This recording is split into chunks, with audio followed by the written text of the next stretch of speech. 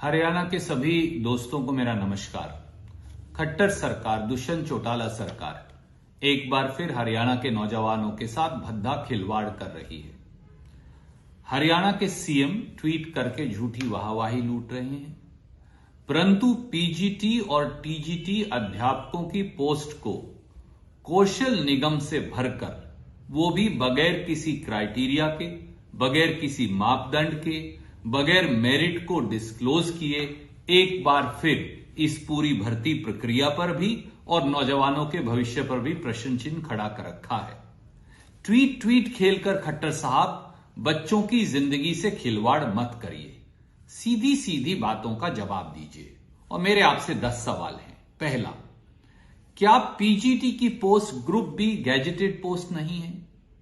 साल 2019 में Haryana staff selection commission से रेगुलर भर्ती के लिए इन्हीं पोस्टों को एडवर्टाइज किया। साल 2021 में यह कह के एडवर्टाइजमेंट वापस ले ली कि एचएसएससी को यह अख्तियार नहीं, एचपीएससी को यह अख्तियार है।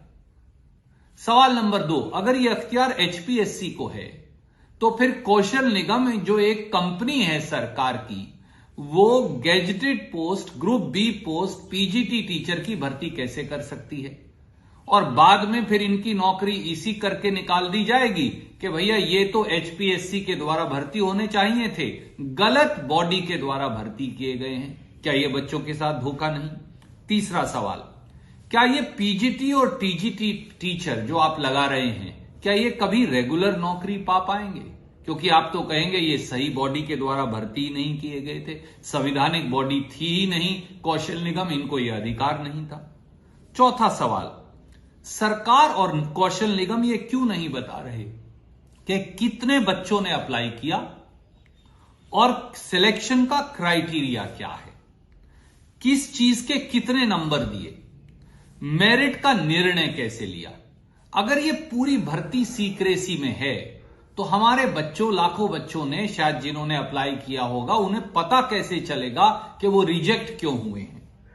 सवाल नंबर 5, जो कैंडिडेट भर्ती हुए हैं उनकी क्वालिफिकेशन क्या है, उनका आय का क्राइटेरिया या सर्टिफिकेट या मापदंड क्या है, आप ये क्यों नहीं बता रहे?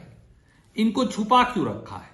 ताकि कोई बच्चा जो पास नहीं हो पाया वो कंपेयर कर सके कि सिलेक्ट होने वाले बच्चे के मार्क्स उससे ज्यादा थे, कहीं मुझसे कम मेरिट के बच्चों को तो भर्ती नहीं कर लिया गया गालमेल करके, जैसा आप एचपीएससी एचएसएससी में करते आए हैं। सवाल नंबर 6, क्या खट्टर सरकार और कौशल निगम ने पीजीटी टीजीटी के एक्सपीरियंस और आय सर्टिफिकेट की जांच करवाई है?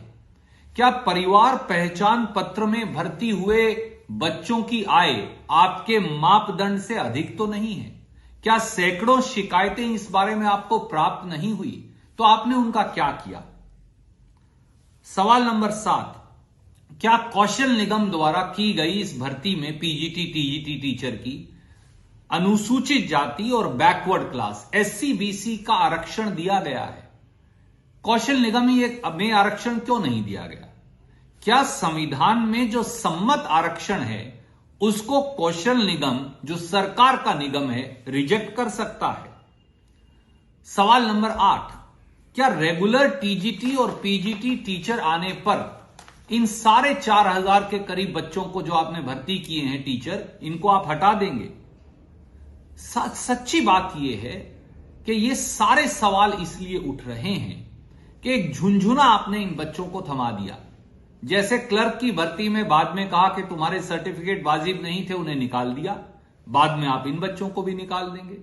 ये बच्चे कभी पक्के भी नहीं हो पाएंगे, ये बच्चे आपने संवैधानिक आधार पर भी नहीं लगाए हैं। तो आप उन बच्चों को जिन्हें खारिज कर दिया गया और उन बच्चों को जिन्हें आप टीजीटी पीजीटी टीचर लगा रहे हैं, दोनों के जिंदगियों के साथ खिलवाड़ कर रहे हैं। इसमें केवल और केवल युवाओं का शोषण होगा और ठेके पर लगे इन बच्चों का भी जो भविष्य है वो अंधकार में चला जाएगा। खट्टर साहब, हरियाणा का युवा चाहता है कि आप जवाब दें।